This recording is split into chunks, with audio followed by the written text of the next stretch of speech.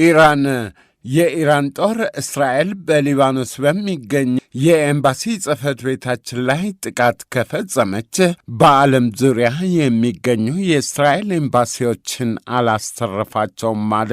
የኢራን ዛቻ የተሰማው በሀገሪቱ ጦር ኃይሎች ቃል አቀባይ አማካይነት እንደሆነ ዘ ካስፒያን ፖስት ጽፏል። ከኢራን ጋር በጦርነት ላይ የምትገኘው እስራኤል በሊባኖሷ ርዕሰ ከተማ ቤይሩትና በሀገሪቱ የተለያዩ ክፍሎች ከፍተኛ ድብደባ እየፈጸመች ነው።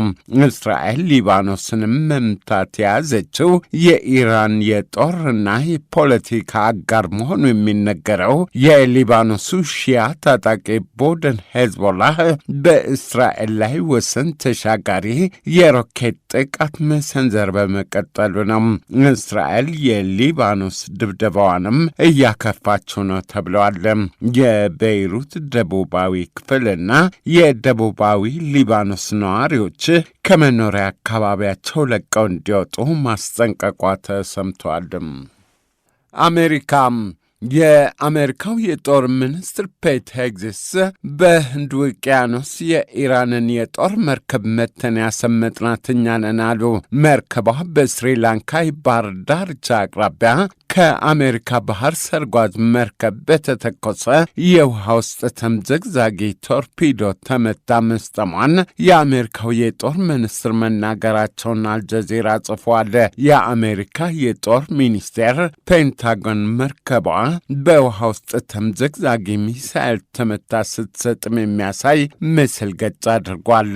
የተመታችው የኢራን የጦር መርከብ 80 ያህል ባህረኞች መሞታቸው ተሰምቷል።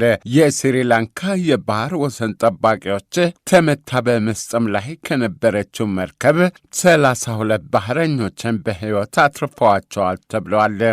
አሜሪካ ፕሬዚዳንት ዶናልድ ትራምፕን በኢራን ከሚያካሂዱት የጦር ዘመቻ ለማቀብ ለአሜሪካ የሕግ መወሰኛ ምክር ቤት ሴኔት የቀረበ የውሳኔ ሐሳብ ተቀባይነት ሳያገኝ መቅረቱ ተሰማ። የውሳኔ ሐሳቡ 52 ለ47 በሆነ የድምፅ ልዩነት ተቀባይነት ሳያገኝ እንደቀረ አልጀዚራ ጽፏል። የውሳኔ ሐሳቡ ለሴኔቱ ድምፅ የቀረበው ፕሬዚዳንቱ በኢራን ላይ የጦር ዘመቻ የሚያካሄዱት ያለ ኮንግረሱ ይሁንታና ፈቃድ ነው በሚል መነሻ እንደነበር ተጠቅሷል። በአሜሪካ ሕገ መንግሥት መሠረት እንዲህ አይነቱን ጦርነት የማወጅ መብቱ የአሜሪካ ኮንግረስ ነው ተብሏል።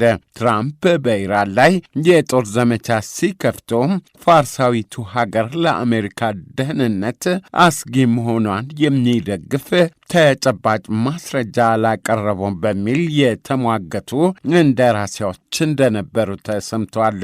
አሜሪካ ካለፈው ሳምንት ቅዳሜ አንስቶ ከእስራኤል ጋር በጣምራ በኢራን ላይ ወታደራዊ ድብደባ እየፈጸመች መሆኑም መረጃው አስታውሰዋል። ቤልጅየም የአውሮፓ ህብረት የኢንዱስትሪ ጉዳዮች የበላይ ስቴፓን ሴጆርን የአሜሪካው ፕሬዚዳንት ዶናልድ ትራምፕ በስፔን ላይ ሙሉ የንግድ ማዕቀብ እጥልባታለሁ ሲሉ መዛታቸውን በሁሉም የህብረቱ አባል ሀገሮች ላይ የተሰነዘረ ያህል እንቆጥረዋለን አሉ። ትራምፕ ከስፔን ጋር ማንኛውንም የንግድና ምጣኔ ሀብታዊ ግንኙነት እናቋርጣለን ያሉት አውሮፓዊቱ ሀገር ኢራንን ለሚመቱ የአሜሪካ የጦር አውሮፕላኖች መነሻን ፈቅድም በማለቷ እንደሆነ ሬውተርስ ጽፏል።